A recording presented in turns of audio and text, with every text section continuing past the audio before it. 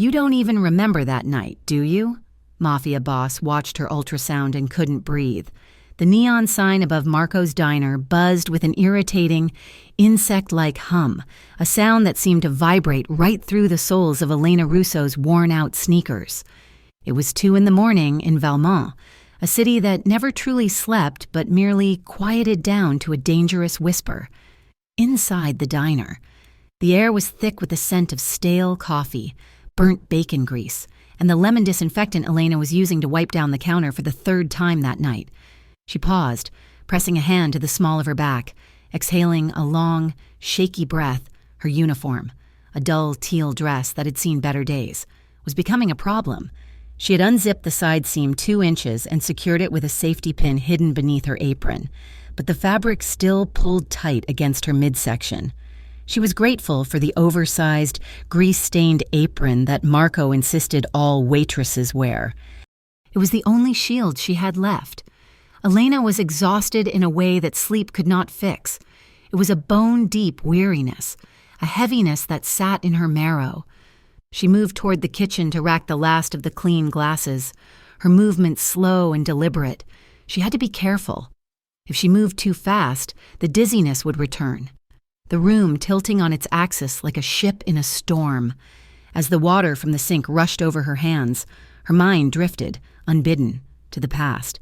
It happened more often lately, these fragments of memory surfacing like wreckage from a submerged vessel. 6 months ago, the memory was never a complete movie. It was a series of sensory flashes, disjointed and blurry. She remembered the blinding strobe lights of a club she had no business being in. She remembered the sudden, terrifying shift in the atmosphere, shouting, the sound of breaking glass, a man grabbing her arm with bruising force, and then him. A dangerous man in a tailored suit. That was the image that stuck. He had moved through the chaos like a shark through water, efficient and terrifying. She remembered the feeling of being lifted, of feet leaving the sticky floor. There were flashing lights, but not from the club. Police lights, or maybe an ambulance, reflecting off the wet pavement outside. She remembered the weight of a suit jacket being draped over her shivering shoulders, smelling of expensive cedar and wood smoke, and the hands. That was the part that haunted her the most, for a man who had looked so lethal. His hands had been surprisingly soft when he checked her pulse, when he brushed hair out of her face in the back of a moving car. "You're safe. I've got you." Had he said that? Or had she dreamed it in the delirium of whatever shock she had been in? She remembered him driving her to her old apartment, the one she had been evicted from shortly after. She remembered him pressing something into her hand, a promise of help, a murmur about money if she ever needed it, before the darkness swallowed her whole, and she woke up the next morning in her bed, alone, with nothing but a headache and a lingering scent of cedar. The sound of a plate clattering to the floor snapped Elena back to the present. She jumped, her hand instinctively going to her stomach. "Careful, Ellie," Marco grunted from the office doorway, counting the till. "You break it, you buy it, and God knows you can't afford to buy anything right now." "I know. Marco, I'm sorry." "It slipped," Elena murmured, bending awkwardly to pick up the shards. She couldn't afford anything. That was the cold, hard truth, earlier that day. The reality of her situation had been laid out in stark, clinical terms. She had visited the free clinic on 4th Street, sitting on crinkling paper while Dr. Evans, a kind but overworked woman with gray circles under her eyes, ran the cold transducer over Elena's abdomen. "The baby is growing fast, Elena," the doctor had said, her voice gentle but firm. "You are 6 months along. You are anemic. Your blood pressure is low, and you are not gaining enough weight. You need rest, and you need better nutrition. If you keep working double shifts on your feet like this, you're going to put yourself and this child at risk." Elena had stared at the grainy monitor, her heart doing a strange, terrified flip, a son or a daughter, a life that was half hers and half the mystery man who had saved her. She left the clinic with a bottle of prenatal vitamins she couldn't pay for. Dr. Evans had slipped them into her bag with a wink and a sense of impending doom. She needed money, not just for rent, but for the baby. That desperation was what had driven her to the alleyway 3 hours ago, before her shift started. She knew who the man in the suit was now. It hadn't been hard to figure out once the fog of that night lifted and she started paying attention to the news. Dante Moretti. The name was whispered in Valmont with a mixture of reverence and fear. He owned half the city, including the nightclub where everything had gone wrong. She had stood in the rain behind the club, staring at the heavy steel security door. She couldn't just walk in. She was nobody. So she'd taken a piece of order pad paper and written a note. Her hand had shaken so badly the letters were jagged. "You said if I ever needed help, I could come to you. I don't know if you remember, but I have nowhere else to go." She signed it simply. Elena. She had taped it to the back door, right over the security camera lens where she knew someone would have to peel it off to see. It was a foolish, childish hope. He probably wouldn't even see it, or if he did, he would laugh. But the memory of those soft hands, that deep voice saying she was safe, was the only lifeline she had left, now. Wiping the counter at Marco's, she felt the foolishness of it burning her cheeks. He wasn't coming. It had been a dream, a hallucination conjured by a traumatized mind. The front door of the diner opened with a violent jangle of bells. Elena didn't look up immediately. "We're closed," she called out, scrubbing a stubborn coffee stain. "Kitchen is shut down. Registers are—" "Lock the door."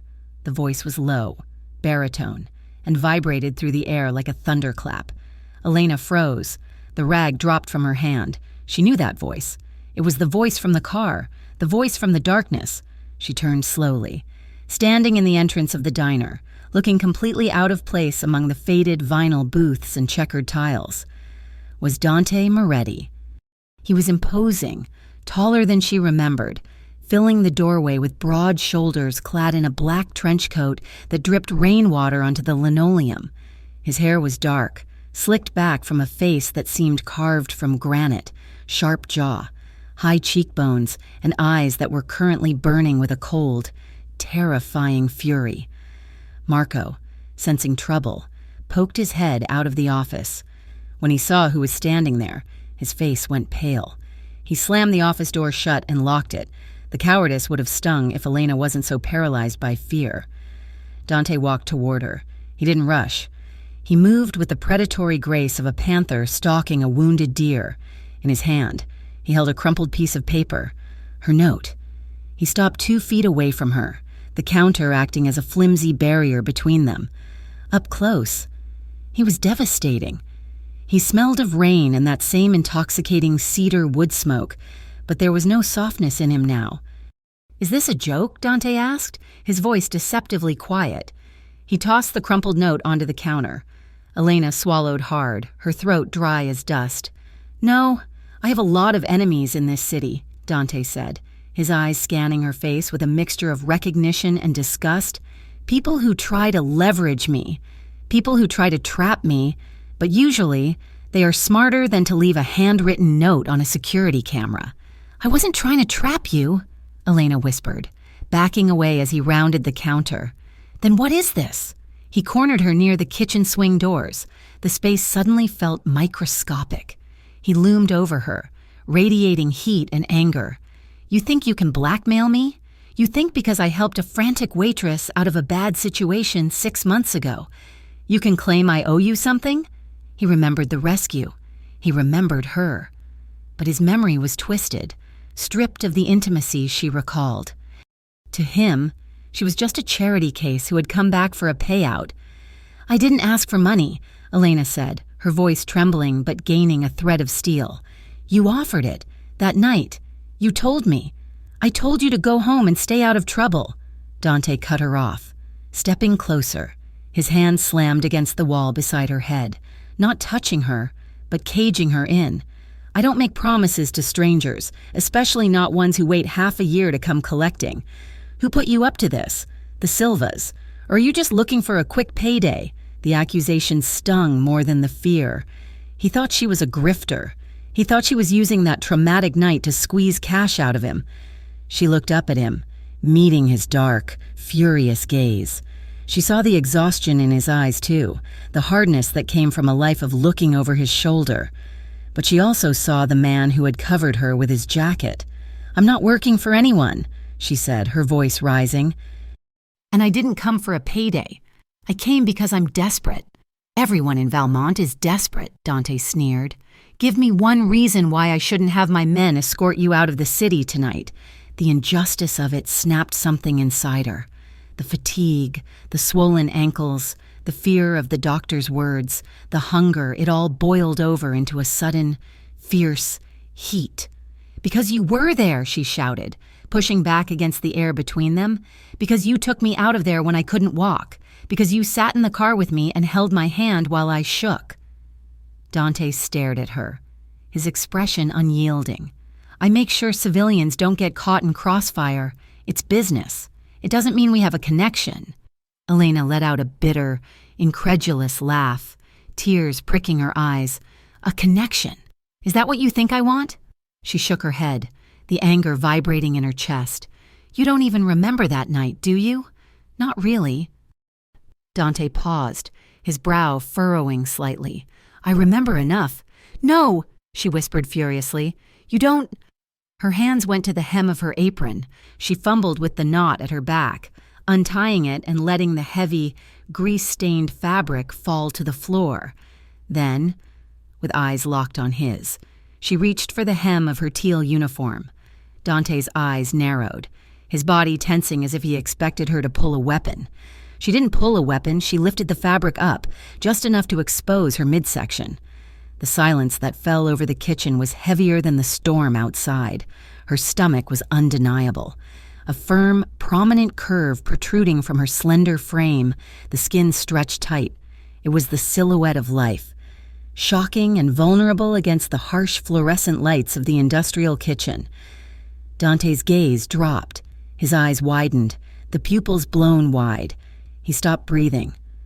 The anger that had been rolling off him in waves vanished instantly, replaced by a profound, paralyzed shock.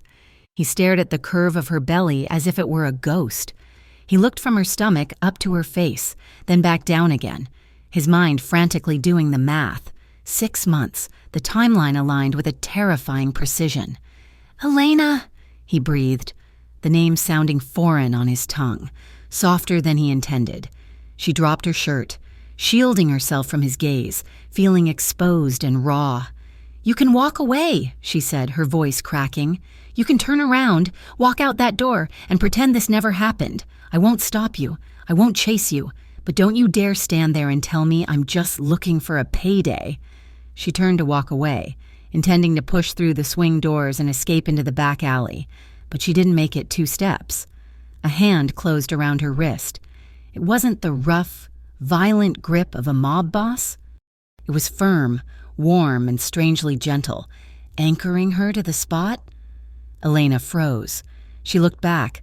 Dante hadn't moved his feet, but he was holding on to her as if she were the only solid thing in the room. His face was pale, his composure shattered. He looked like a man who had just been told the world was ending. Or perhaps just beginning. "Walk away?" he repeated, his voice rough, like gravel grinding together. "Let go of me," Elena said, though she didn't pull away. "Is it—" He couldn't even finish the sentence. He looked at her stomach again, a hunger in his eyes that terrified her. "Is it mine? I haven't been with anyone else," she said quietly. "Not before. Not since—" Dante closed his eyes for a second, a muscle in his jaw ticking violently. When he opened them again, the chaos was gone, replaced by a singular, terrifying intensity. "You didn't tell me," he said. It wasn't a question. It was an accusation, but one laced with something that sounded like pain. "I didn't know if you were real," she admitted. "I didn't know if you would care. And honestly, I was scared of you."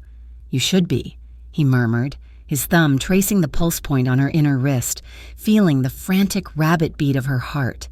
"I am a dangerous man. Elena, then let me go." "No." The word was absolute. He stepped closer, invading her space again, But this time the aggression was gone, replaced by a protective, overwhelming dominance. "I need proof," Elena bristled. "I'm not lying to you. I believe you believe that," Dante said, his eyes searching hers, looking for any sign of deception and finding only exhaustion and fear. "But in my world, we don't operate on faith. We operate on certainty." He didn't let go of her wrist. He pulled her imperceptibly closer, his body heat shielding her from the drafty kitchen. "Tomorrow," he commanded, "we go to a doctor. My doctor. Or yours. I don't care. But I am going to see that baby on a screen, and I am going to know for sure. I have a follow-up next week," Elena stammered, overwhelmed by his proximity. "No," Dante said, shaking his head. "Not next week. Tomorrow morning. I will pick you up at 8 o'clock. I have a shift. You're done working," he said, cutting her off with a tone that brooked no argument. He looked around the dingy diner with disdain. "You are never lifting another tray in this place again." Elena opened her mouth to argue, to fight for her independence, but the look in his eyes stopped her. It wasn't just command, it was desperation. He was a man staring at a cliff edge, realizing he had already fallen over. 8 o'clock. "Elena," he repeated, his voice dropping to a whisper that shivered down her spine. He finally released her wrist, his fingers lingering for a second longer than necessary. "Be ready." He turned and walked out into the rain, the bells above the door chiming cheerfully, oblivious to the way the world had just shifted on its axis. Elena stood alone in the kitchen, her hand drifting back to her stomach, the imprint of his fingers still burning on her skin. 8 o'clock in the morning arrived with the heavy, gray persistence of a hangover. The rain from the previous night had not ceased. It had merely settled into a relentless, freezing drizzle that coated the city of Valmont in a sheen of gunmetal gray. Elena stood by the window of her small, drafty apartment, her hand resting protectively on the swell of her stomach. Her bag was packed, just the essentials, though she told herself she would be back by noon. She wore a loose sweater and leggings, the only clothes that didn't pinch, and watched the street below. Exactly on the hour, a matte black SUV turned the corner. It didn't look like a car, it looked like a tank dressed in a tuxedo. It glided silently to the curb directly in front of her building, the tinted windows impenetrable. Her phone buzzed in her pocket, an unknown number. "I am outside." 2 words, no greeting, no reassurance. Just a statement of fact. Elena took a deep breath, grabbed her coat, and walked out the door. When she emerged onto the sidewalk, the rear passenger door clicked open. Dante did not get out to open it for her. A small mercy, perhaps, to avoid drawing attention in this neighborhood, or maybe just a sign of his simmering mood. She climbed inside. The interior smelled of leather, heated seats, and that faint, lingering trace of cedar and expensive tobacco. Dante sat in the seat next to her, separated by the center console. He was dressed immaculately in a charcoal suit, looking every inch the king of the city, but the circles under his eyes were dark bruises against his pale skin. He didn't look at her as the driver, a silent man with a thick neck and alert eyes, pulled the vehicle away from the curb. "Did you eat?" Dante asked, staring straight ahead at the rain-slicked road. "I wasn't hungry," Elena replied, her voice small in the quiet cabin. Dante reached into the side pocket of the door and pulled out a protein bar, tossing it into her lap. "Eat. You are anemic. The doctor won't be able to get a good reading if you pass out." Elena peeled the wrapper open, her fingers trembling slightly. She took small bites, the silence in the car stretching thin and taut like a wire ready to snap. The clinic Dante had chosen was not the free clinic on 4th Street. It was a private facility in the Uptown district, a place with marble floors and a receptionist who didn't ask for insurance cards. They were ushered immediately into a back room, bypassing the waiting area entirely. The room was dim and warm. The ultrasound technician, a young woman named Sarah, bustled around with gel and towels, her cheerful demeanor faltering every time she glanced at Dante. He stood in the corner of the room like a grim reaper, arms crossed over his chest, his presence sucking the oxygen out of the space. "Okay, Elena," Sarah said, her voice a little too high. If you could just lift your sweater. Elena lay back on the paper-covered table, exposing her stomach. She felt a flash of shame, expecting Dante to look away, to show disgust at the distortion of her body. Instead, when she glanced at him, she found him stepping closer. He wasn't looking at her face. His gaze was fixed on her belly, intense and unreadable. The cold gel hit her skin, and Sarah pressed the transducer down. At first, there was only static on the screen, a gray storm of pixels. Then, with a slight adjustment of the wand, the image cleared, a spine, a curved head, little ghostly limbs tucked tight against a chest. And then, the sound filled the room. Whoosh, whoosh, whoosh, whoosh. It was fast, rhythmic, and strong, the sound of a galloping horse. "There is the heartbeat," Sarah said, pointing to a fluttering pixel on the screen. "Strong and steady, 150 beats per minute." Elena felt tears prick her eyes, the same way they always did. But then she heard a sharp intake of breath from the man beside her. She turned her head. Dante had moved. He was standing right next to the monitor now, one hand gripping the edge of the medical cart so hard his knuckles were white.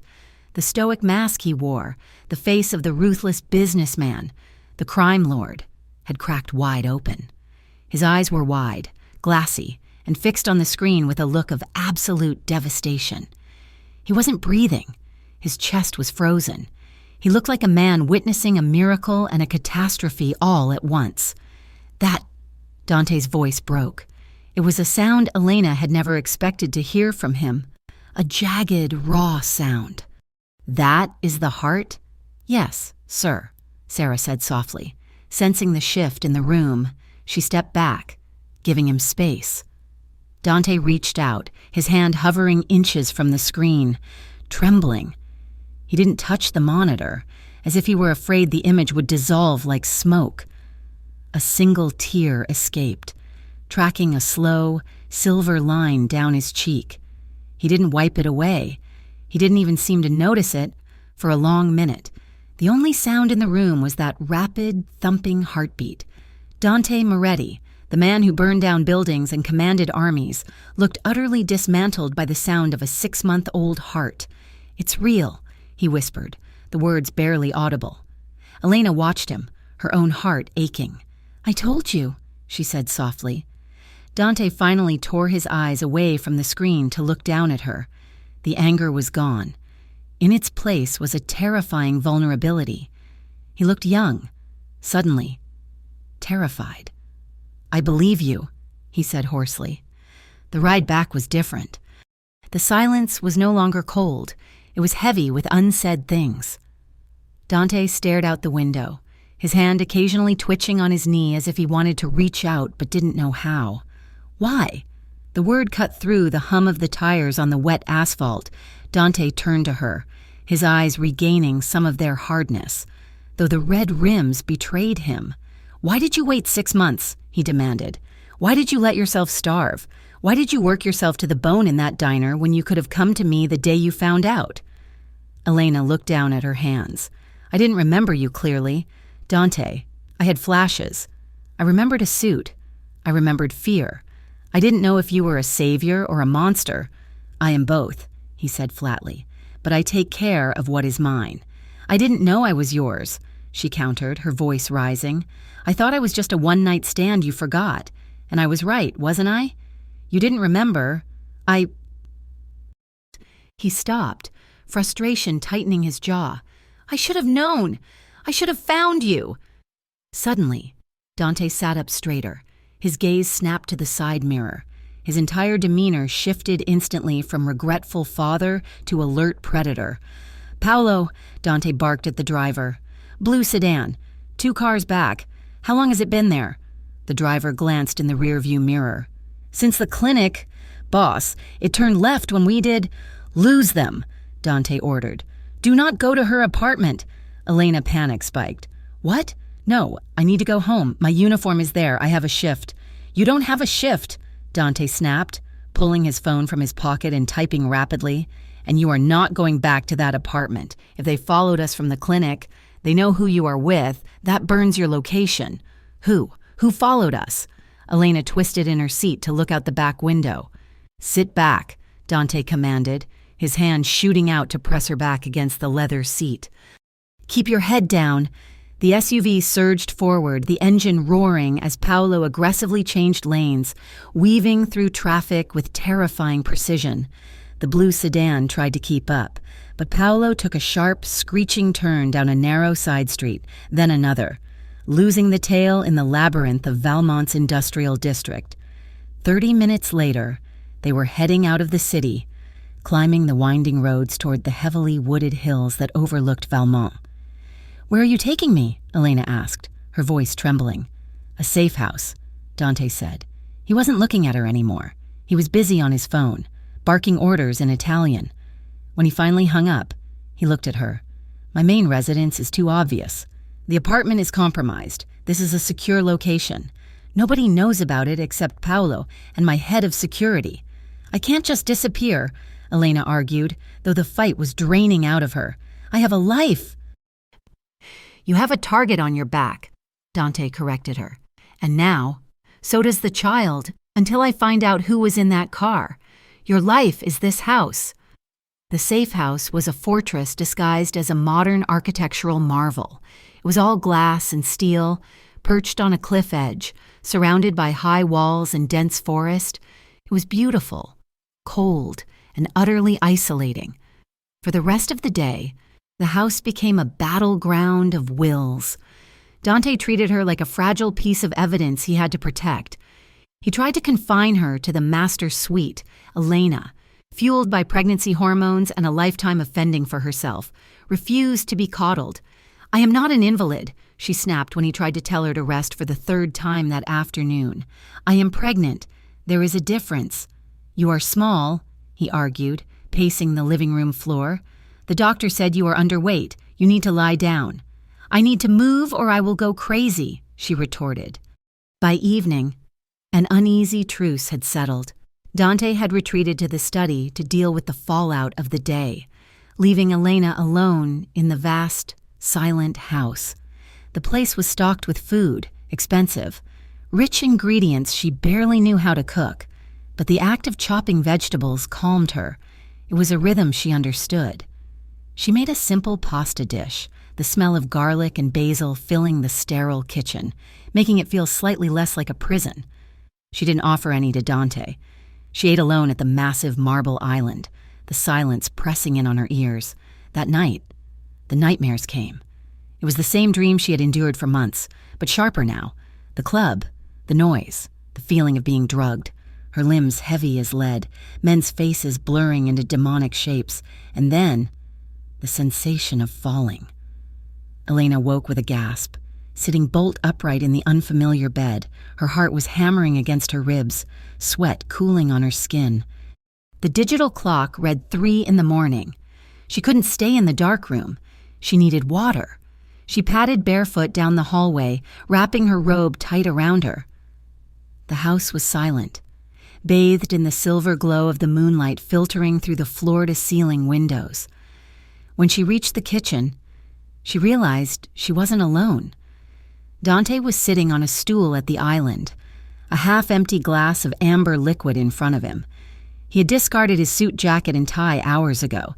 His dress shirt was unbuttoned halfway down his chest, sleeves rolled up to his elbows. He looked wrecked.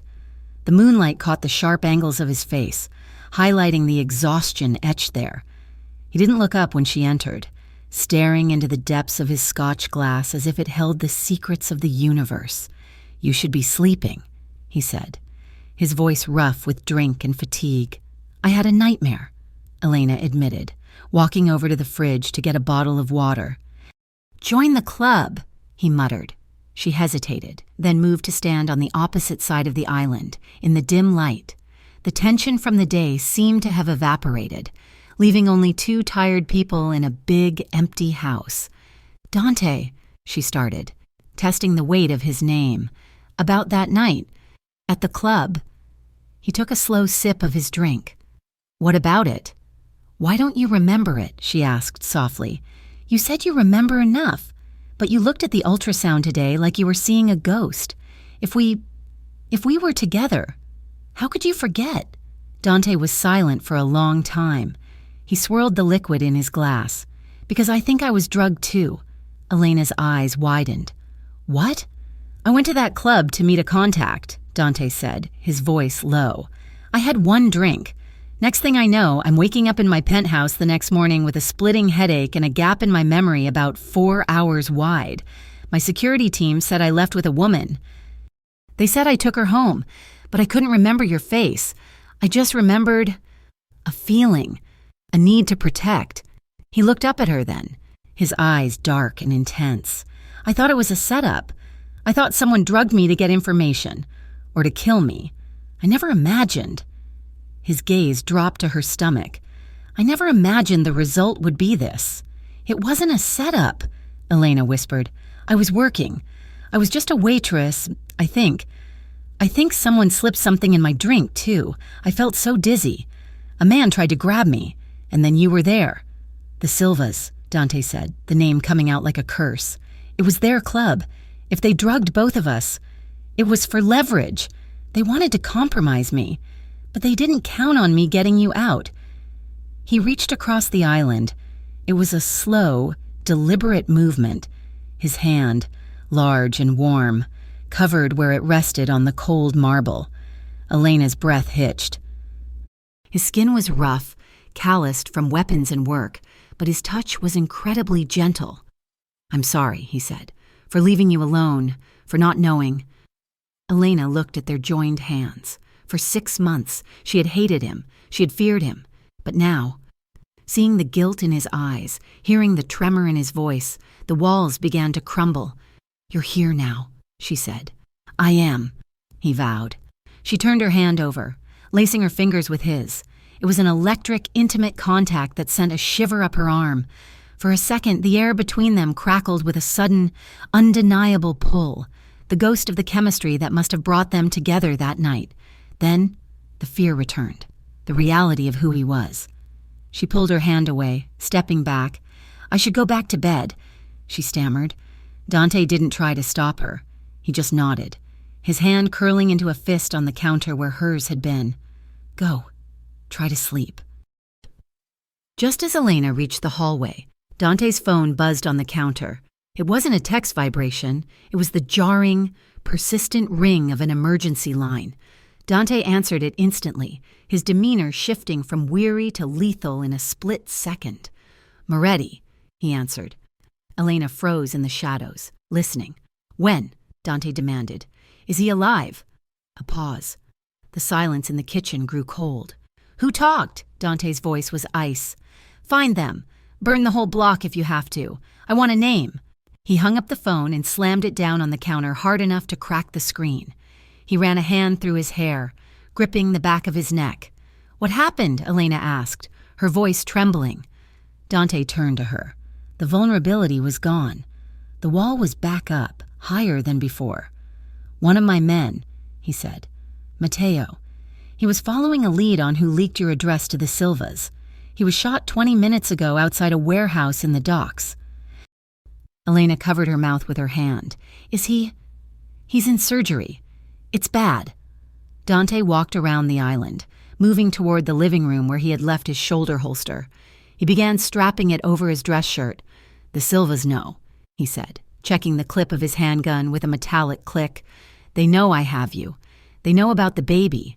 That car today wasn't just a tail. It was a scout." He looked at her, his eyes burning with a terrifying resolve. "You are not leaving this house.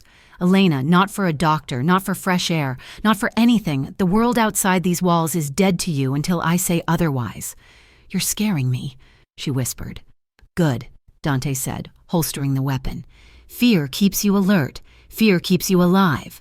He walked to the window, staring out into the pitch-black forest, a sentinel guarding his most precious, accidental treasure. "I vowed to protect you 6 months ago, even if I don't remember saying it," he murmured to the reflection in the glass. "I'm not going to fail twice." Elena watched him, realizing that the safe house was no longer just a shelter. It was the center of a war, and she was the cause. The safe house was a cage of glass and steel, beautiful and suffocating. 2 days had passed since Dante had brought her here, and the silence of the surrounding forest was beginning to scream in Elena's ears. She felt disconnected from the world, suspended in a bubble where time moved like molasses. Dante was often gone, disappearing into the secure command center in the basement or taking calls on the terrace. His voice, a low, angry rumble that carried on the wind. Desperation clawed at her throat. She needed a connection to her old life, something real to anchor her. While Dante was downstairs reviewing security protocols, Elena found an old landline tucked away in the guest study. She knew she shouldn't use it. Dante had been explicit about the blackout on communications, but the isolation was a physical ache. She dialed the only number she had memorized by heart, Rosa's. Rosa had been her friend since culinary school, a loud, brash woman who worked at a bakery downtown. She was the only person Elena had told about the pregnancy in the beginning, before the fear made her go silent. The phone rang 4 times before a breathless voice answered. "Hello? Rosa, it's me," Elena whispered, her hand cupping the receiver tight against her ear. "Elena, my God, where have you been? I went to Marco's and the place was locked up. Nobody has seen you in days." "I'm safe," Elena said, leaning against the cold mahogany desk. I'm staying with my father." There was a pause on the line, heavy and strange. "The father, you mean the guy from the club? The one you said was a ghost?" "He's not a ghost," Elena said, glancing nervously at the door. "He's real. Look, I just needed to hear a friendly voice. I feel like I'm losing my mind out here." "Where is out here?" Rosa asked. Her tone was casual, but there was a sharpness to it, an urgency that pricked at Elena's instincts. "I don't know exactly," Elena admitted. "Some house in the hills. It overlooks the river, way past the old industrial district. It's isolated." "The hills past the industrial district," Rosa repeated slowly. "That sounds fancy. Is he treating you okay?" "He's trying," Elena said. "I think he's trying." "Well, you take care of yourself. Honey, stay put. Don't move." "I will. I miss you." "Rosa." "Miss you too, babe." The line went dead. Elena hung up, a strange knot forming in her stomach. She told herself it was just nerves, just the paranoia Dante had instilled in her. She didn't see Rosa, miles away in a cramped apartment, setting her phone down on a table where a man with a snake tattoo on his neck was waiting. She didn't see the man slide a thick envelope of cash across the table. She didn't hear Rosa whisper, "She's in the hills, overlooking the river." Downstairs in the windowless war room, Dante Moretti was traveling back in time. The large monitors on the wall flickered with grainy, monochromatic footage. For the last 48 hours, his team had been scouring the city for any digital footprint of that night 6 months ago. It had cost him a fortune in bribes to get the backup servers from the security company that managed the club, but Dante paid without blinking. He needed to know. He watched the screen. His eyes narrowed. The timestamp read 11 at night. He saw himself enter the VIP section. He looked composed, lethal, the way he always did. He watched himself take a drink from a server, a blonde woman he didn't recognize. Then, the timestamp jumped to midnight. The change was subtle at first, then alarming. On screen, Dante stumbled. He gripped the edge of a velvet booth, shaking his head as if trying to clear water from his ears. A man in a dark jacket approached him, one of the Silva lieutenants. They exchanged words. Dante shoved the man away. Then, the chaos started. The brawl broke out on the lower dance floor. Dante leaned forward, freezing the frame. In the background, near the service bar, he saw a flash of teal. Elena, she looked terrified, pinned against the bar by the crushing crowd. A man grabbed her arm. On the screen, Dante saw his own figure react. It wasn't the calculated move of a strategist. It was pure, animalistic instinct. He saw himself wade through the violence, throwing men aside like rag dolls until he reached her. He watched himself drape his jacket over her. He watched the way he shielded her head with his hand as he guided her out the back exit. He pressed play on the exterior camera feed. The rain was pouring in sheets. He leaned against the brick wall, sliding down slightly before catching himself. He was heavily drugged. That was obvious now. His movements were sluggish. his coordination compromised, yet he didn't let go of the girl. He bundled her into the waiting car and climbed in after her. Dante sat back in his chair, rubbing his face with both hands.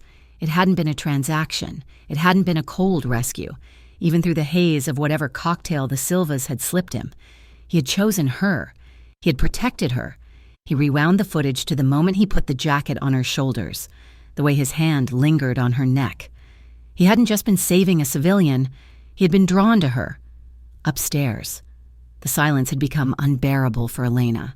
She wandered the halls of the mansion, her socks sliding on the polished hardwood floors.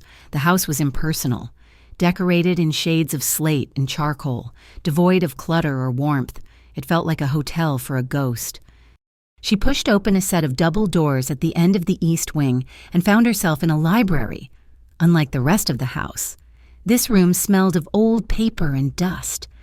The shelves were lined with leather-bound books that looked like they hadn't been opened in years. On the mantel above the unlit fireplace, there was a collection of framed photographs. Elena moved closer, her curiosity overriding her sense of intrusion. The photos were old. There was a black-and-white picture of a stern-looking man who resembled Dante. There was a woman with sad eyes. And then, there were pictures of two children, a boy and a girl. The boy was unmistakably Dante, even at 10 or 11 years old. He had that intense, brooding look, his dark hair falling into his eyes. But the girl next to him was pure light. She was laughing in every photo, her arms thrown around Dante's neck, her smile wide and infectious. In one photo, they were sitting on a dock, the boy pointing at something in the water, the girl looking at him with adoration. Elena picked up a small, silver-framed photo of the two of them as teenagers. The girl was beautiful, wearing a white sundress. Dante was standing behind her, his hand on her shoulder, looking at the camera with a fierce protectiveness. "Her name was Sophia," Elena gasped, nearly dropping the frame. She spun around. Dante was standing in the doorway. He had shed the holster, but the tension was still etched into the lines of his shoulders. He walked into the room, his footsteps silent on the Persian rug. "I'm sorry," Elena stammered, hastily putting the photo back on the mantel. I didn't mean to pry." "It is not prying," Dante said quietly. He came to stand beside her, looking at the photo of the laughing girl. His expression softened, the hard mask of the dawn slipping away to reveal a deep, ancient wound. "She was 2 years younger than me. She was beautiful," Elena said softly. "She was the best of us," Dante corrected. "My family. We are not good people. Elena, we destroy. But Sophia, she was different. She wanted to be a pediatrician. She hated the business. She hated the violence." He reached out and traced the edge of the frame with his thumb. "What happened to her?" Elena asked, daring to bridge the gap. "She died when she was 19, Dante said, his voice devoid of emotion, which made it all the more heartbreaking. "A car accident, or that is what the police report said. It was a bomb meant for my father. She borrowed his car to go to the library." Elena's hand flew to her mouth. "Oh, Dante, I was supposed to drive her," he continued, his gaze fixed on the past. "But I had business. I told her to take the car. I put the keys in her hand." He turned to look at Elena, his eyes dark pools of grief. "That is why I am the way I am. That is why I don't let people in. Because the things I love, they get broken, they get taken. You blame yourself," Elena whispered. "I killed her," he stated simply, just as surely as if I had planted the bomb myself. "After she died, I decided that I would never be vulnerable again. I shut it all off. I became what the city needed me to be. A monster. A machine." "You're not a machine," Elena said fiercely. Dante looked at her, really looked at her, studying the defiance in her jaw and the softness of her eyes. "6 months ago, when I saw you in that club, you looked like her." Elena froze. "What?" "Not her face," Dante clarified quickly, stepping closer. "But the innocence. The light.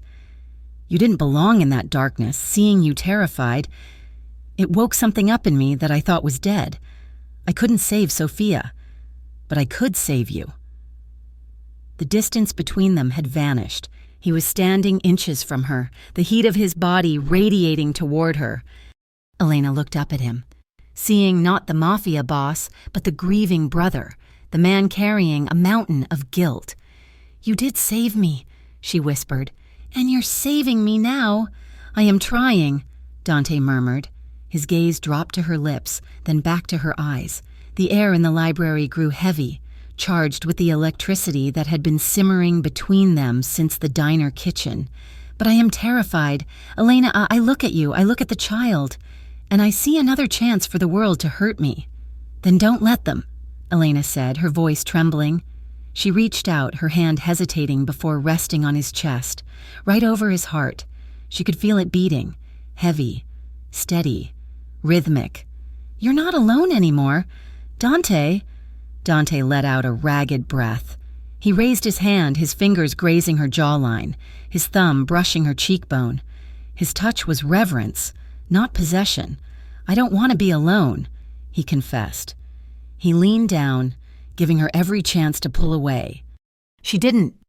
She rose on her tiptoes, closing the final inch. The kiss was not an explosion. It was a collision of two desperate souls. His lips were warm and firm, moving against hers with a slow, agonizing tenderness. Elena made a soft sound in her throat, her fingers curling into his shirt. Dante groaned low in his chest, his arm winding around her waist to pull her flush against him, careful of the baby between them. He pressed her gently back against the bookshelf, his body shielding her, surrounding her. He kissed her like he was trying to memorize the taste of her, drinking in her forgiveness and her strength. "Elena," he whispered against her mouth, his voice rough. "Tell me to stop." "Don't stop," she breathed, burying her hands in his hair. "Please don't stop." He lifted her effortlessly, carrying her out of the library and down the hall to the master bedroom.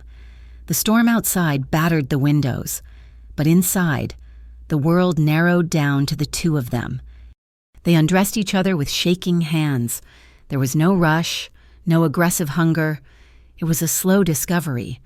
Dante treated her body like a sacred thing, his hands worshipping the curve of her hips, the swell of her breasts, the roundness of her stomach. When he finally joined their bodies, it was with a profound, earth-shattering slowness. Elena gasped, arching into him, feeling the walls she had built around her heart disintegrate. He buried his face in the crook of her neck, whispering things in Italian she didn't understand but felt in her soul. They moved together in a rhythm of grief and hope, finding solace in the friction of skin on skin. It was an act of reclaiming the night they had lost, reclaiming the intimacy that had been stolen by drugs and trauma.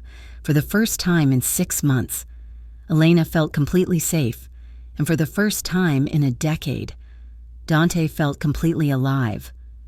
When Elena woke the next morning, the bed beside her was cold.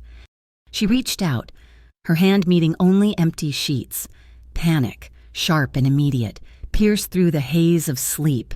She sat up, clutching the duvet to her chest. The room was empty. The silence of the house felt menacing again. Had he left? Was last night a mistake? Had the morning light brought back the cold, detached crime lord? She scrambled out of bed, throwing on his discarded shirt that hung to her knees. She ran into the hallway, her heart hammering against her ribs. "Dante?" she called out, her voice cracking. She reached the top of the stairs just as the front door opened. Dante walked in, shaking rain from his hair. He was dressed in black jeans and a sweater, looking less like a boss and more like a man. He carried a small, worn wooden box in his hands.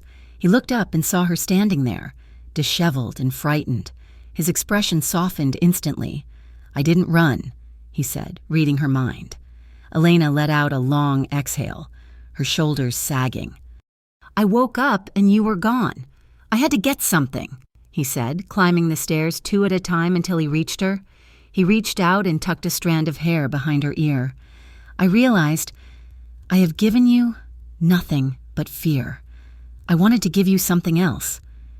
He led her back into the bedroom and sat her down on the edge of the rumpled bed. He placed the wooden box in her lap. "Open it," he said. Elena lifted the lid, Inside, nestled on faded velvet, was a silver locket on a delicate chain. It was old, slightly tarnished, but beautiful. It was Sophia's, Dante said, his voice thick. She wore it every day. It has St. Christopher on it, the protector of travelers. He took the necklace from the box and moved behind her. Elena lifted her hair, her neck baring to him. She felt the cool metal settle against her skin, followed by the warmth of his fingers clasping the latch. "She would have loved you," Dante whispered into her ear, his arms coming around to hold her from behind, his hands resting protectively on her belly. "She would have loved this baby. I want you to wear it, so I know you are watched over, even when I am not there." Elena touched the locket, tears streaming down her face. "Dante, I can't take this. It's too important." "That is why you must take it." "Nah," he said, kissing the top of her head, "because you are important." The moment of peace was shattered by the sudden blurring of the television in the corner of the room, which had been left on mute on the news channel. The screen flashed red with a breaking news banner. Dante's head snapped up. He grabbed the remote and unmuted the volume. Firefighters are still battling the blaze in downtown Valmont this morning. The historic Marco's Diner, a staple of the community for 30 years, has been completely destroyed by what investigators are calling a suspicious fire. Elena gasped, her hand flying to her mouth. On the screen, orange flames licked at the skeletal remains of the diner. The teal sign she had cleaned 1,000 times was melting into slag. Smoke billowed into the gray sky. Authorities say the building was empty at the time, but the devastation is total. The owner, Marco Rossi, is reportedly safe but distraught. "Marco," Elena sobbed. "My job, my life." Dante stood up, his movement abrupt and violent. The tenderness of the morning evaporated, replaced by a cold, lethal rage. He stared at the screen, his jaw set so hard a muscle jumped in his cheek. "This wasn't an accident," he said, his voice dropping to a terrifying octave. "Why?" Elena cried, looking up at him. "Why would they burn a diner?" "Because you worked there," Dante said, turning to her. His eyes were dark voids. "They couldn't find you at your apartment. They couldn't find you here. So they hit the only other place connected to you. They are sending a message." He walked to the window, looking out at the rain-soaked forest, but seeing only enemies. "They want to flush me out," he said. "They want me to panic. They want me to make a mistake." He pulled his phone from his pocket and dialed a number. "Initiate Protocol 0, he barked into the phone. "Full lockdown. No one in or out of the perimeter. Double the guard on the main road and find out which one of the Silva lieutenants lit the match. I want his head on a spike by midnight." He hung up and turned back to Elena. He looked at the necklace around her throat, then at her tear-stained face. "I am sorry," he said. And this time, it wasn't an apology for the past. It was an apology for the war that was about to begin. "I thought I could hide you, but I was wrong." He walked over, knelt before her, and took her hands in his. "We are done hiding," Dante vowed. "If they want a war, I will give them a massacre." The silence following the news report was not empty. It was heavy, suffocating, filled with the phantom scent of smoke and the weight of unspent ash.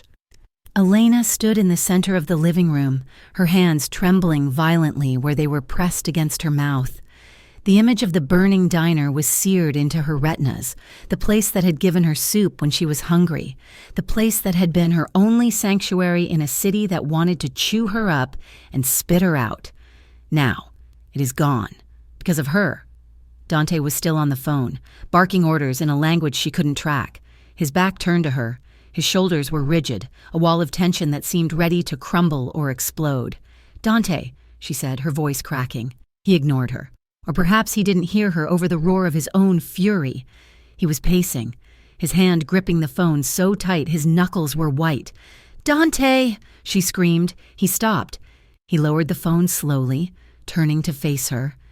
His eyes were terrifying, black pits of cold, calculated violence. But Elena was past the point of fear. The grief was too large, too consuming. "You said you would protect me," she accused, tears spilling hot and fast down her cheeks. You brought me here. You locked me away. And while I'm sitting in this glass castle eating gourmet food, Marco's life is in ashes. People are dying, Dante. They are losing everything because of me."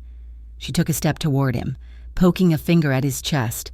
"I am the poison," she sobbed. "Everywhere I go, I bring ruin. Maybe I should just leave. If I turn myself over to them, maybe they'll stop." "Stop it!" Dante roared. The sound was so loud it seemed to rattle the window panes. He crossed the distance between them in 2 long strides, grabbing her shoulders. He didn't shake her, but his grip was iron hard, grounding her, forcing her to look at him. "Do not ever say that," he snarled, his face inches from hers. "Do not ever put this on yourself." "But it's true," she cried. "They burned the diner to get to me." "No," Dante shouted, his control finally snapping. "They burned the diner to get to me. They are not dying because of you. Elena, they are dying because of who I am. They are dying because they made the mistake of standing next to Dante Moretti." He released her abruptly, turning away to run his hands through his hair, pacing like a caged animal. "This is my world," he spat. "This is the rot I live in. The Silvas don't care about you. To them, you are just a pawn on a chessboard. They know I have a weakness now. For 10 years, I was untouchable because I cared about nothing. I had no heart to stab. Now," he stopped, looking back at her. His expression was tortured. "Now they know I have a heart again, and they are going to try to cut it out of my chest to see me bleed." Elena stood frozen. The air left her lungs, a weakness. He wasn't talking about a strategic liability. He was talking about her and the baby. "The baby," she whispered, her hands flying to her stomach instinctively. "Oh God, Dante, he'll never be safe. If this is your life, if this is what happens, he will never be safe." She sank onto the sofa, burying her face in her hands, her body racking with sobs. The reality of the mafia world, which had been a distant, abstract concept, was now a burning building on the news and a target on her unborn child's back. Dante watched her crumble, and the rage in his eyes cooled into a steely, terrifying resolve. He walked over to her, kneeling on the plush rug so he was eye level with her heaving stomach. He placed his large hands over hers, covering the child they had made. "Listen to me," he said, his voice dropping to a low, vibrating vow. "I cannot undo the past. I cannot unburn the diner. But I swear to you, on my sister's grave, I will scour this city clean. I will eliminate every threat. I will burn the Silva Empire to the ground until there is not even a shadow left to frighten you. You think they are sending a message? No. I am about to write the reply." 2 hours later, the atmosphere in the safe house had shifted from grief to cold, military precision. Dante had gone down to the basement levels, where the soundproofing was absolute. Elena stayed upstairs, clutching the St. Christopher locket, trying to block out the knowledge of what was happening below. She knew Dante was a dangerous man, but she was learning that his danger was a necessary shield in the basement. Dante stood in the center of a concrete room.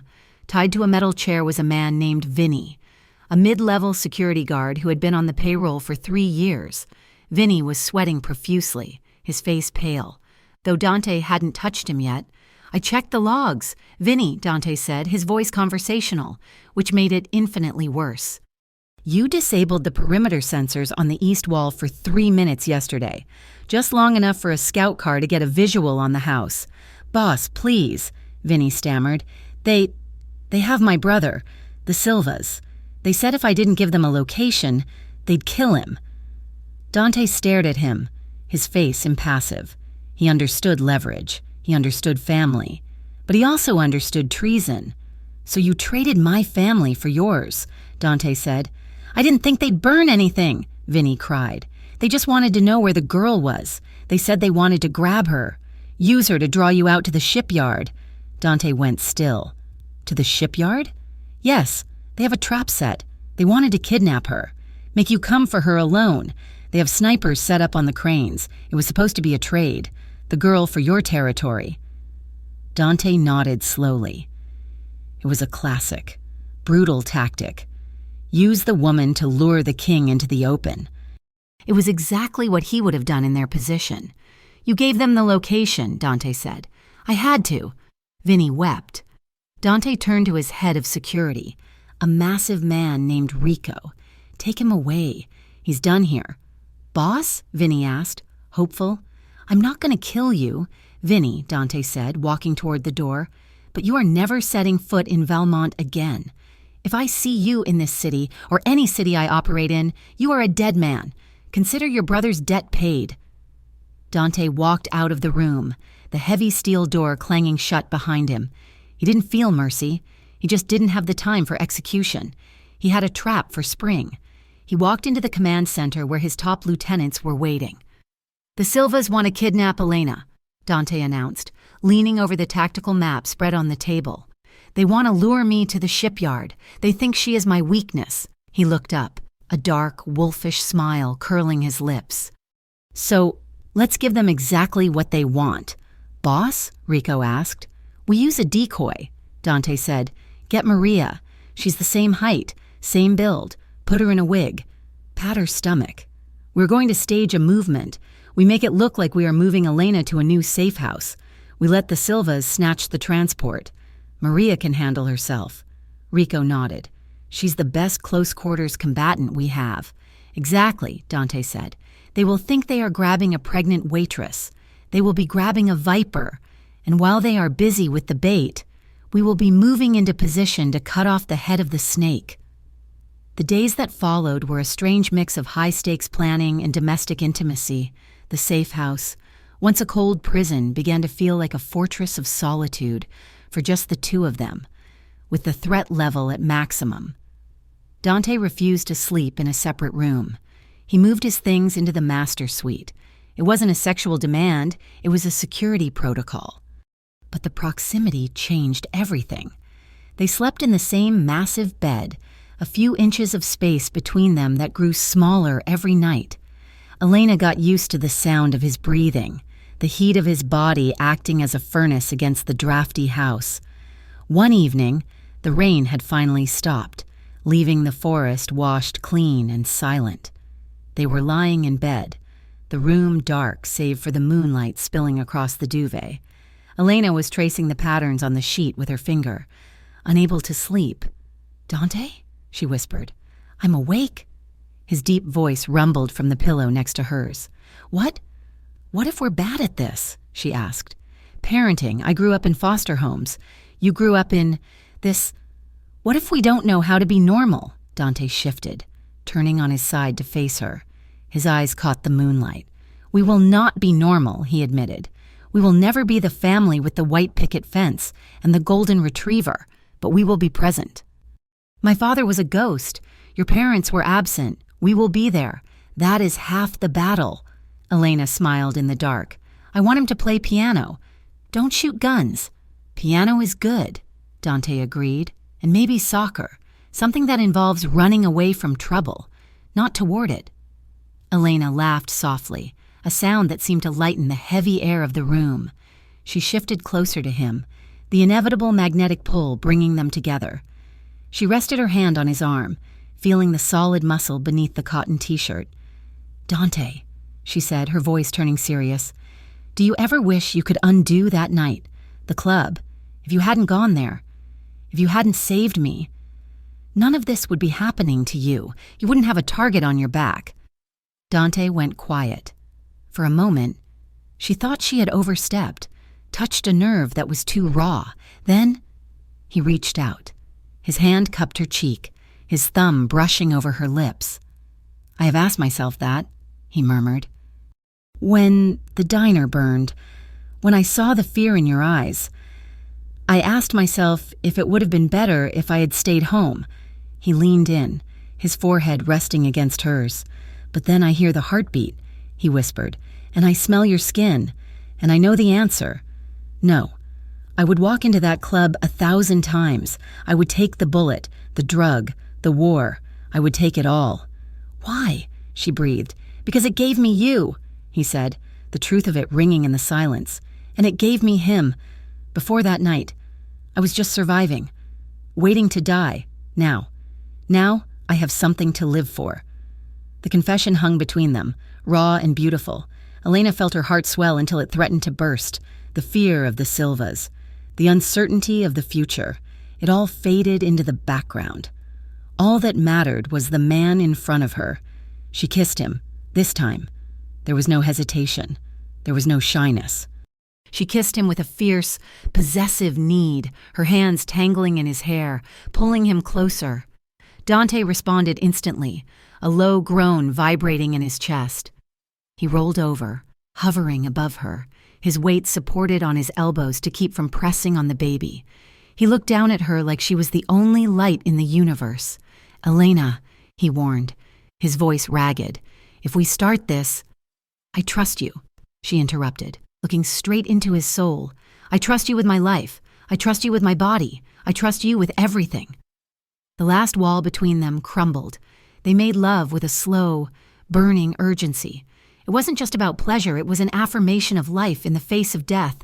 Dante was careful, reverent, treating her with a tenderness that belied the violence of his world. His hands mapped every inch of her, memorizing her shape, her softness. Elena met him measure for measure, her touch grounding him, pulling him out of the darkness and into the warmth of the present. She kissed the scars on his shoulder, the tension in his jaw. She whispered his name like a prayer.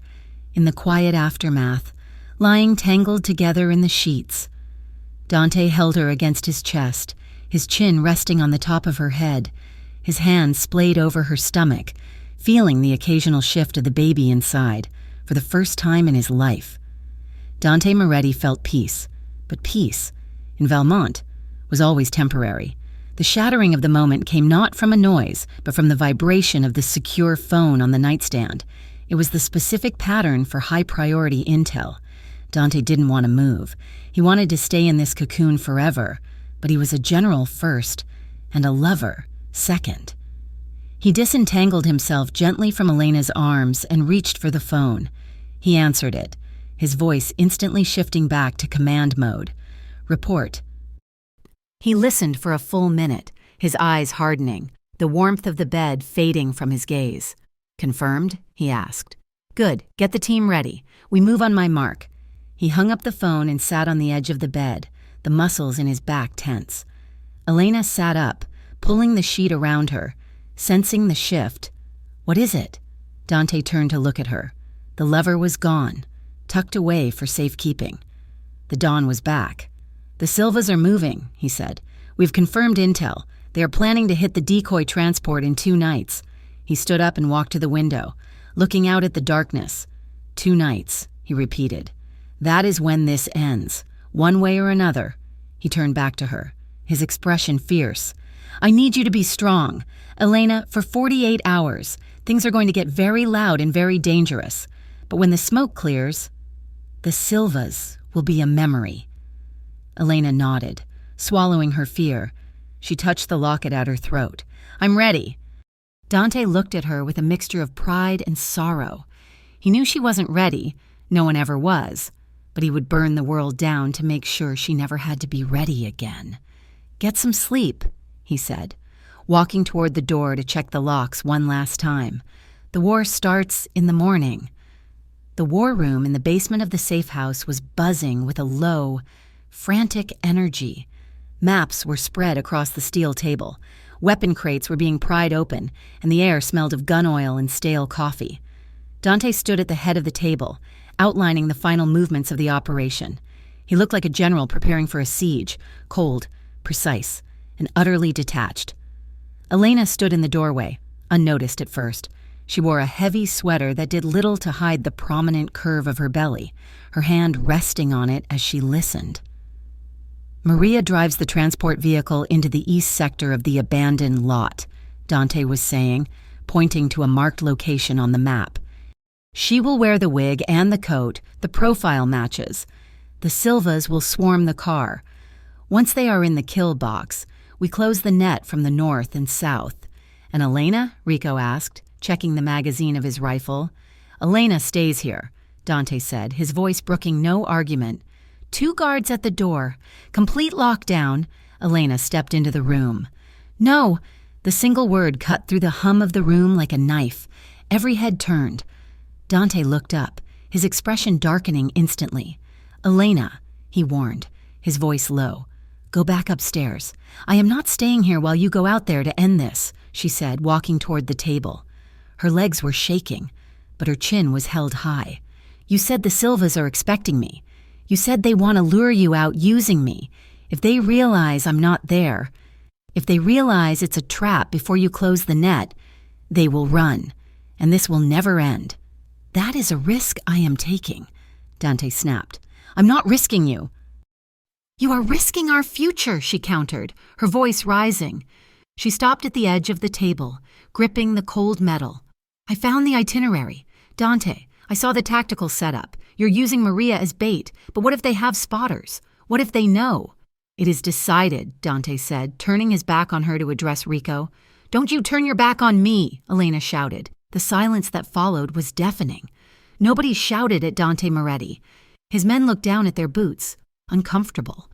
Dante turned slowly. The anger in his eyes was terrifying, but Elena didn't flinch. She had seen the man beneath the monster, and she wasn't afraid anymore. "You are pregnant," Dante hissed, stepping into her personal space. "You are a civilian. You do not belong in a war zone." "I am already in the war zone," she cried, gesturing to the bunker around them. "They burned my workplace. They hunted me down. I am part of this, whether you like it or not." She took a breath, her voice steadying, though tears pricked at the corners of her eyes. "Don't treat me like I'm fragile. I'm carrying your child, not made of glass." Dante stared at her. The words seemed to strike him physically. He looked at her stomach, then up to her fierce, determined eyes. He saw the same steel he possessed, reflected back at him. She wasn't asking for permission, she was demanding partnership. He ran a hand over his face, a groan of frustration escaping his throat. He knew she was right. If the Silvas sensed a trap, they would vanish, and the threat would hang over their heads forever. To end it, the bait had to look real. "Fine," he growled. "Boss?" Rico sounded alarmed. "She comes," Dante said, his eyes never leaving Elena's. "But she stays in the armored command SUV. Tinted windows, bulletproof glass. She sits in the back, on the floorboards. And Rico, you drive her. If a single bullet scratches the paint of that car, I will skin you alive." The confrontation site was a desolate expanse of cracked concrete on the edge of the old industrial park, an abandoned parking lot surrounded by rusting shipping containers and the skeletal remains of a factory. The rain had returned, turning the ground into a slick, black mirror that reflected the distant city lights. Elena sat in the back of the black command SUV, huddled on the floor as Dante had ordered. Her heart was hammering against her ribs like a trapped bird. The heavy Kevlar vest Dante had forced her to wear was uncomfortable and tight, pressing against her lungs. Dante was in the front seat, checking his weapon. He turned to look at her over the console.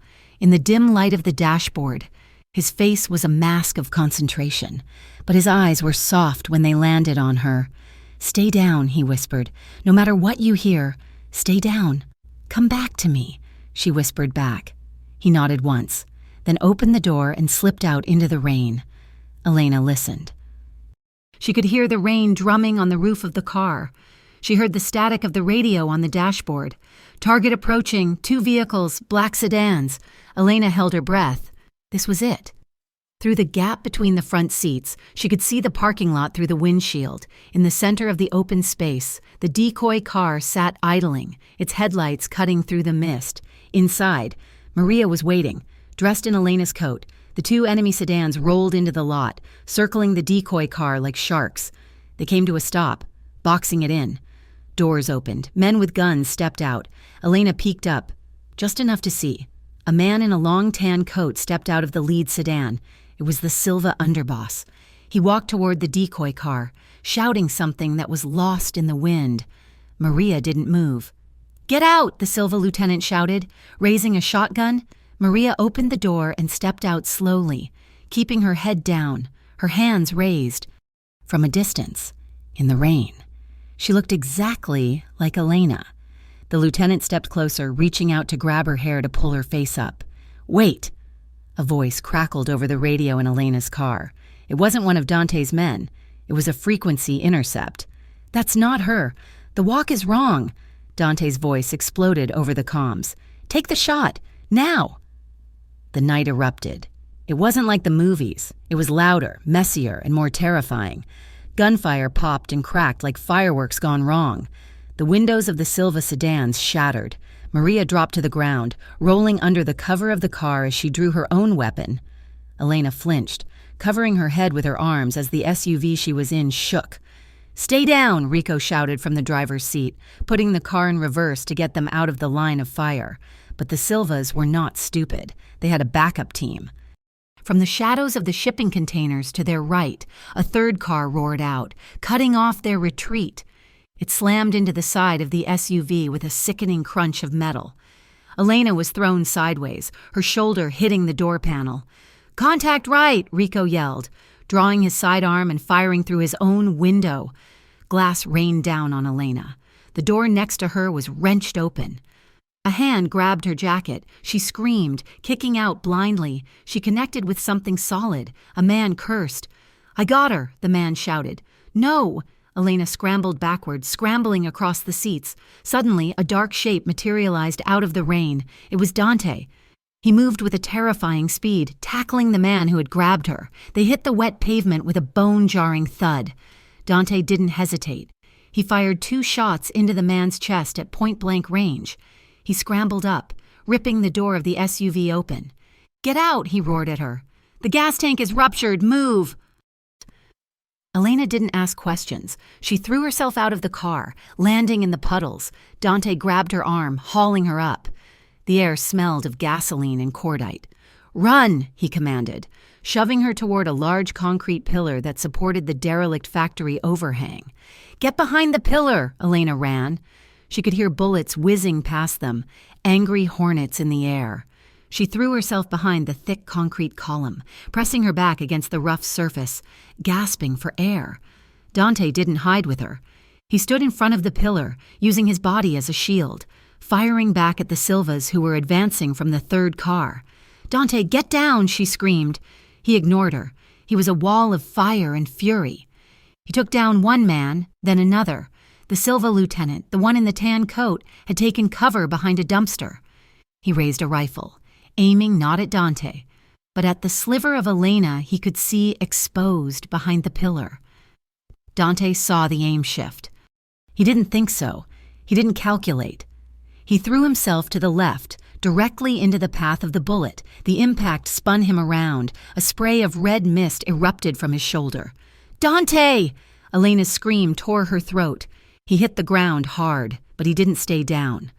With a roar of pure, adrenaline-fueled rage, he pushed himself up to his knees. His left arm hung uselessly at his side, blood pouring down his tactical vest, but his right hand was steady. He raised his gun. The Silva lieutenant was cycling the bolt of his rifle for a second shot. He was too slow. Dante fired once, twice, 3 times. The lieutenant dropped. Silence descended on the parking lot as abruptly as the noise had started. The remaining Silva men, seeing their leader dead and Dante's reinforcements closing in from the perimeter, threw down their weapons or ran into the night. It was over. Dante stayed on his knees for a second, swaying. Then he tipped forward. Elena scrambled out from behind the pillar. She didn't care about the stray bullets or the gas or the rain. She ran to him, sliding on the wet asphalt, collapsing beside him. "Dante!" She grabbed his face, her hands instantly slick with rain and blood. "Dante, look at me!" He was pale, his skin gray under the harsh lights of the arriving backup vehicles. His eyes were unfocused, fluttering shut. "Elena," he rasped, blood bubbling at the corner of his lips. "Safe! I'm safe!" she sobbed, pressing her hand over the wound on his shoulder, trying to stem the flow. The blood was hot, so hot against the freezing rain. "I'm safe.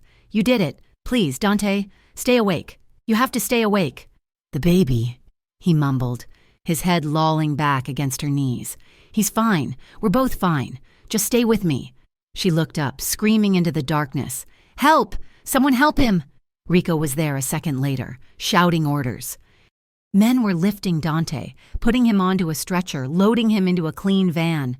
Sirens wailed in the distance. The police finally arriving to clean up a mess they didn't understand. "We have to go. Elena," Rico said, grabbing her arm. "We can't be here when the cops arrive." "I'm not leaving him," she cried, clinging to Dante's hand as they loaded him in. "You're riding with him," Rico promised. "Go." The medical safe house was a sterile, white room hidden beneath a laundromat in the suburbs. It smelled of antiseptic and fear. For 3 days, Dante drifted in and out of consciousness. The bullet had shattered his clavicle and nicked an artery. He had lost a lot of blood. The doctor, an old man who asked no questions and accepted cash, said it was touch and go for the first 24 hours. Elena didn't leave the room. She sat in a hard plastic chair by the bed, her hand resting on Dante's uninjured arm. She slept in fitful bursts, her head resting on the mattress. She watched the monitors, counting the beats of his heart, the same rhythm she had heard on the ultrasound, now fighting to keep beating. On the third night, the fever set in. Dante thrashed in the sheets, sweat soaking through his hospital gown. He muttered names of dead men, shouted orders to phantom soldiers. Elena wiped his forehead with a cool cloth, whispering soothing words, trying to anchor him to reality. "Dante, it's me," she whispered. "It's Elena. You're safe." He stilled suddenly, his head turned on the pillow, his eyes opening. They were glassy, fever bright, seeing something that wasn't in the room. "Elena," he whispered. But he didn't say it like a question. He said it like a revelation.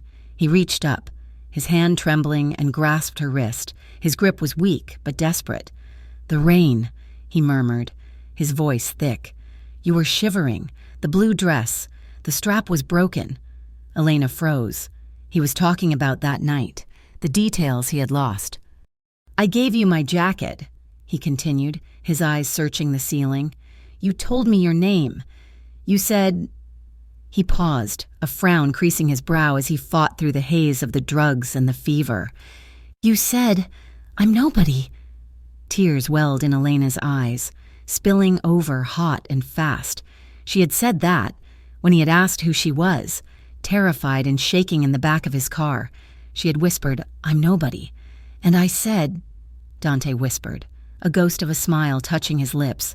"I said, you are mine now." Elena let out a choked sob. He hadn't said you're safe. That was what she had told herself later to make sense of it. He had said you are mine, a claim, a promise. Even through the drugs, even then he had claimed her.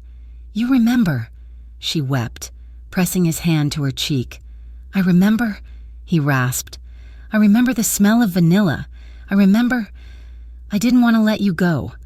I fought to sleep because I didn't want to let you go." His eyes drifted closed again, the effort of the memory draining the last of his reserves.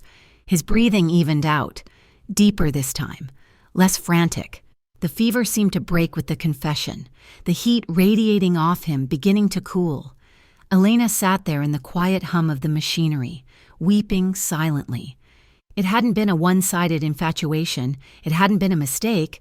For 6 months, she had thought she was a victim of circumstance, a woman who got pregnant by a ghost who didn't know she existed. But she was wrong. He had remembered the vanilla. He had remembered the broken strap. He had fought to stay awake for her. She leaned forward, resting her forehead against his hand. "You didn't let me go," she whispered into the silence. "And I'm never letting you go." Outside, the city of Valmont slept, unaware that the war was over. Inside the room, a family was beginning to heal. The autumn leaves in Valmont had turned from a vibrant, burning red to a crisp, brittle brown, signaling the shift of seasons. 3 weeks had passed since the night of the shootout in the abandoned parking lot. The city, once a chessboard of tension and impending violence, had settled into a quiet, watchful peace. The Silva family was gone, with their leadership decimated in the ambush. The remaining lieutenants had scattered like cockroaches exposed to sudden light. Some fled the state. Others had come to Dante on their knees, begging for mercy or neutrality. Dante had granted neither easily, but the result was absolute. The streets belonged to the Moretti family again. But this time, the rule was different. It was quieter. There was less chaos, more order, It was the rule of a man who had something to lose. Dante's recovery had been slow and frustrating. The bullet had done significant damage to the muscle and bone of his shoulder. For 2 weeks, his arm had been immobilized in a sling, forcing him to rely on others in a way he despised. But Elena had been there. She changed his bandages with steady hands. She helped him dress. She sat with him during the long, sleepless nights when the pain meds wore off and the old ghosts tried to creep back in. The safe house in the hills was no longer a fortress of solitude. It had become a home. But before they could fully settle into this new reality, Elena needed to close the door on the old one. On a crisp Tuesday morning, a convoy of SUVs rolled into Elena's old neighborhood. It looked smaller now, grittier than she remembered. The peeling paint on the buildings, the trash in the gutters. It felt like a lifetime ago that she had walked these streets, hiding her pregnancy under oversized coats, terrified of the future. Dante insisted on coming with her, though he stayed by the door of her tiny apartment, his arm finally free of the sling but still stiff. 2 of his men stood in the hallway. Elena walked through the cramped space, touching the few items that had been hers: a chipped mug, a stack of paperback books, the worn uniform from Marco's diner hanging on the back of the bathroom door. She took the uniform off the hook. The teal fabric smelled of old grease and exhaustion.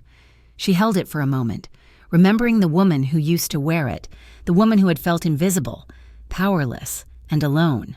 "You don't need that," Dante said from the doorway.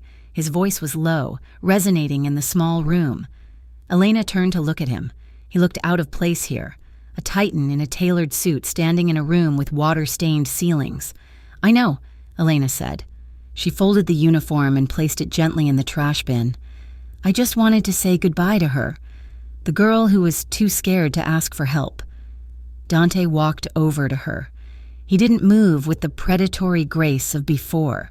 He moved with the grounded assurance of a partner. He reached out with his good hand, tucking a strand of hair behind her ear. "She was strong," Dante said. "She survived. Never forget that. She survived because of you," Elena corrected softly. "No." Dante shook his head, his thumb grazing her cheek. "I just gave her a ride. She did the rest." They left the apartment with only 1 box of personal items. Elena didn't look back. As she stepped out onto the sidewalk, breathing in the cool air, she felt a shift in her chest. The heavy weight of survival mode was lifting. She wasn't running anymore. She was moving forward. A week later, Elena woke up to an empty bed. This wasn't unusual. Dante often rose before dawn to handle business so he could be present during the day. But today, there was a note on his pillow. "Come to the East Wing when you wake up." Elena rubbed the sleep from her eyes, maneuvering her heavy body out of the tangled sheets. She was days away from her due date, and moving had become a logistical challenge. Her back arched, her feet were swollen, and she felt like a ship carrying precious cargo through a storm. She put on her robe and waddled down the long hallway toward the east wing of the mansion. This section of the house had been closed off for renovations for the last month. Dante had been secretive about it, claiming it was structural repairs. When she reached the double doors at the end of the hall, Dante was waiting. He leaned against the doorframe, holding 2 mugs of tea. He looked relaxed, wearing a soft gray sweater and dark jeans, the hard edges of the dawn softened by the domestic morning light. "Good morning," he said, handing her a mug. "Chamomile and honey." "What is this?" Elena asked, gesturing to the doors. "More structural repairs?" "Something like that." Dante smiled. It was a genuine smile, one that reached his eyes, a sight that still made Elena's heart skip a beat. "Go inside." He pushed the doors open. Elena stepped across the threshold and stopped. Her breath caught in her throat. It wasn't just a room, it was a sanctuary. The nursery was spacious, bathed in natural light from the floor-to-ceiling windows that overlooked the garden. The walls were painted a soft, calming sage green. In the center of the room stood a beautiful, hand-carved walnut crib, sturdy and timeless. A plush nursing chair sat in the corner next to a bookshelf already filled with children's classics, but it was the details that broke her. On the wall, framed in silver, was the sonogram picture, the one that had made Dante cry. On the shelf, next to a soft teddy bear, was a small wooden car, clearly vintage. "That was mine," Dante said, stepping up behind her, his hand resting gently on her lower back. "My mother gave it to me before she passed. I wanted him to have it." Elena walked deeper into the room, her fingers trailing over the smooth railing of the crib. She saw a mobile hanging above it. Tiny, hand-painted stars and moons. Everything was perfect. It was safe. It was warm. It was a testament to a future she hadn't dared to imagine, and suddenly, it was too much. The tears came without warning. A sob ripped through her chest, loud and ragged. She covered her face with her hands, her shoulders shaking. "Elena?" Dante was there instantly, turning her around, concerned, etching deep lines into his forehead. "What is it? Do you not like it? We can change it. We can burn it down and start over." "No," she gasped, laughing through her tears at his extreme solution. "No, it's beautiful. It's perfect." "Then why are you crying?" "Because I'm terrified," she confessed, looking up at him with wet, wide eyes. "It's too good. Dante, I'm so used to looking over my shoulder. I'm so used to things being taken away. I'm scared to trust this. I'm scared that if I let myself be this happy, the universe is going to punish me." She clutched the front of his sweater, burying her face in his chest. "I don't know how to be safe. I don't know how to believe that this is real." Dante went still. He wrapped his arms around her, holding her tight against him, his chin resting on the top of her head. He let her cry, absorbing her fear, letting his strength seep into her bones when her sobs subsided to sniffles. He pulled back slightly. He took her hand, the one trembling with anxiety, and placed it flat against the center of his chest, through the wool of his sweater. She could feel the heavy, rhythmic thud of his heart. It was steady, unwavering, a drumbeat of war and love. "Do you feel that?" he asked, his voice rough with emotion. Elena nodded. Dante dropped to one knee. It was a struggle with his healing shoulder, but he did it without flinching. He looked up at her, his dark eyes fierce and open. He kept her hand pressed against his heart. "This heart used to beat only for survival," he said. "It was a cold, selfish thing. But you changed that. You and this boy." He reached out and laid his other hand on her stomach. "I cannot promise you that the world will be kind," Dante vowed. "I cannot promise that there will be no storms, but I promise you this, as long as there is breath in my lungs, nothing will ever take this away from you. I am the wall between you and the darkness. This heart beats for both of you now. Trust in that." Elena looked down at him, at the man who had once been a stranger and a nightmare, now the anchor of her life. The fear didn't vanish completely. Trauma didn't work that way, but it quieted. It curled up and went to sleep, soothed by the conviction in his voice. "I trust you," she whispered. 4 days later, the storm broke.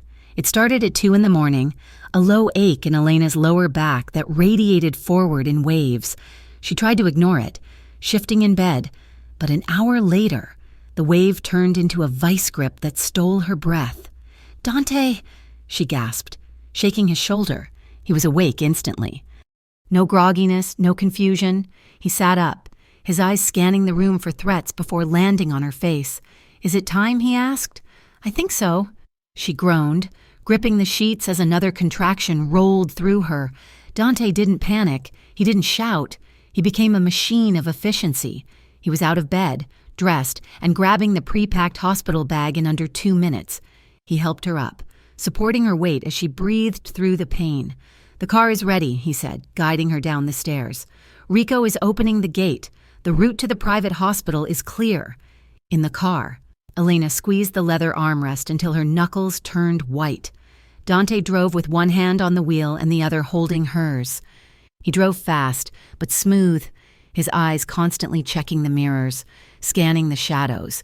Even now, in this primal, human moment, he was the protector.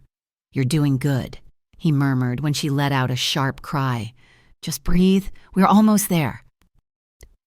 The hospital was a private facility owned by the family. They bypassed the emergency room chaos and were whisked straight up to a secure suite. The doctors and nurses moved with a deferential haste, knowing exactly who was pacing the floor. The hours that followed were a blur of agony and exhaustion. The epidural took the edge off, but the pressure remained. Elena felt like she was being torn apart and put back together. By the time the sun began to set, painting the sky in bruised purples and oranges, it was time to push. "I can't," Elena sobbed, her hair plastered to her forehead with sweat.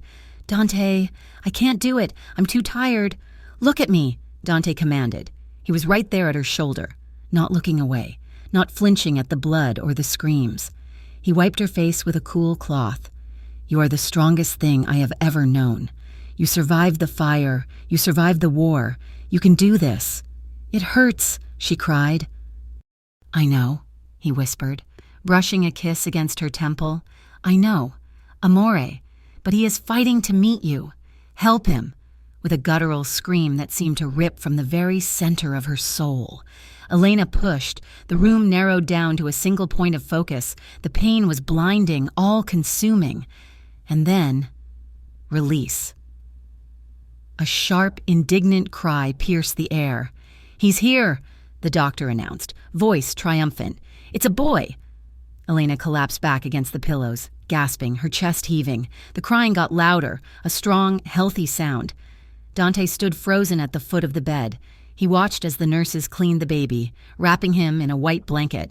His hands, usually so sure, hung uselessly at his sides. "Mr. Moretti?" a nurse said gently. "Would you like to hold your son?" Dante nodded, unable to speak. The nurse placed the bundle in his arms. Dante looked down. The baby was tiny, red-faced and squirming. He had a shock of dark hair and eyes that were squeezed shut against the harsh world. Dante Moretti, the man who had stared down gunmen and ordered executions without blinking, crumbled. Tears streamed silently down his face. His shoulders shook. He held the baby with a terrifying gentleness, terrified he might break something so perfect. He brought the bundle closer, inhaling the scent of new life, a clean, sweet smell that chased away the scent of smoke and gunpowder that had clung to Dante for so many years. "He's perfect," Dante choked out, turning to show Elena. Elena reached out, her arms heavy but eager. Dante placed their son on her chest. The baby settled instantly, sensing the heartbeat he had listened to for 9 months. "Hi," Elena whispered, stroking the soft cheek. "Hi there." It was late. The hospital room was dim and quiet. The only sound was the soft hum of the monitors and the rhythmic breathing of the newborn sleeping in the bassinet beside the bed. Elena lay awake, exhausted but too wired to sleep. Dante sat in the chair next to the bed, his hand resting on her leg. He was watching the baby, his gaze intense and unblinking, as if keeping guard against bad dreams. "He looks like you," Elena whispered. Dante turned to her. The strain of the last few weeks, the shooting, the surgery, the war seemed to have vanished from his face, replaced by a profound peace. "He has your chin," Dante countered softly, "and your stubbornness. He fought the nurses for 10 minutes before he would sleep." Elena smiled tiredly. She reached out and took Dante's hand. He laced their fingers together, bringing her knuckles to his lips. "Dante," she said, "do you really remember?" He paused, kissing her hand again. "Remember what?" "That night," she said, "at the club, before the drugs took over, before everything went black." Dante looked at her, his eyes serious. "I told you in the fever dream," he said. "I remember the vanilla." "I know," she said, "but was it real, or was it just your mind trying to fill in the blanks?" Dante stood up. He leaned over the bed, bracing his hands on the mattress on either side of her, caging her in gently. "It was real," he whispered. "I remember the way the light hit your hair when you walked into the VIP section with that tray of drinks. I remember thinking you looked like you were holding your breath. I remember that when the fighting started. My only thought was that I had to get to you." He leaned closer, his forehead resting against hers. "I remember the drive," he continued, his voice a low rumble that vibrated in her chest. "You were shivering. I gave you my jacket. You asked me why I was helping you. Do you remember what I said?" Elena shook her head slightly. That part was still a blur for her. "I didn't say anything," Dante murmured, "because I didn't have the words then. I just knew that if I let you out of that car, I would regret it for the rest of my life. I fought the darkness. Elena, I fought the drugs. I watched you walk into your building, and I forced myself to memorize the number on the door." He pulled back to look into her eyes. "You asked if I remembered that night. I do now. Every second, the fear, the adrenaline, the moment I touched your skin, and I'd relive it 1,000 times. The ambush, the fire, the bullet in my shoulder. I would do it all again every single day, if it meant finding you again." Elena let out a shaky breath, tears of happiness slipping from her eyes. It wasn't just a memory anymore. It was their beginning. "I love you," she whispered. "I love you," Dante replied, sealing the vow with a kiss that tasted of promise and forever. 3 days later, they walked out of the hospital. The paparazzi were gone. Dante's men had ensured a private exit. The sun was shining, bright and blinding, reflecting off the wet pavement of the parking lot. Dante carried the car seat in one hand, his grip firm. His other arm was wrapped securely around Elena's waist, supporting her, shielding her. They stopped at the curb as the black SUV pulled up. The driver opened the door. Before getting in, Dante paused. He looked around the city. His city. It was still dangerous. It was still loud. It was still full of shadows. But looking at it now, he didn't see a battlefield. He saw a future. He looked down at Elena, who was smiling at the sleeping baby in the carrier. They were a family, forged in fire, bound by blood and chosen by love. "Ready to go home?" Dante asked. Elena looked up at him, her eyes clear and strong. "Yes," she said. "Let's go home." They climbed into the car, the door closing with a solid thud, shutting out the noise of the world, leaving only the three of them, safe and together, as the car pulled away into the bright morning light. Thank you so much for listening to this story. I hope you enjoyed the journey of Dante and Elena from that rainy night at the club to their happy ending as a family. It's been an emotional ride full of danger, secrets, and redemption. I'd love to hear from you. Please leave a comment down below and tell me where in the world you are listening from today. It's always amazing to see how far these stories travel. If you enjoyed this story and want to hear more passionate, intense tales like this one, please make sure to subscribe to the Mafia Romance Stories channel and hit the notification bell so you never miss an upload. What did you think of the ending? Did Dante redeem himself? Share your thoughts in the comments section. I read every single one. Until next time, thanks for watching.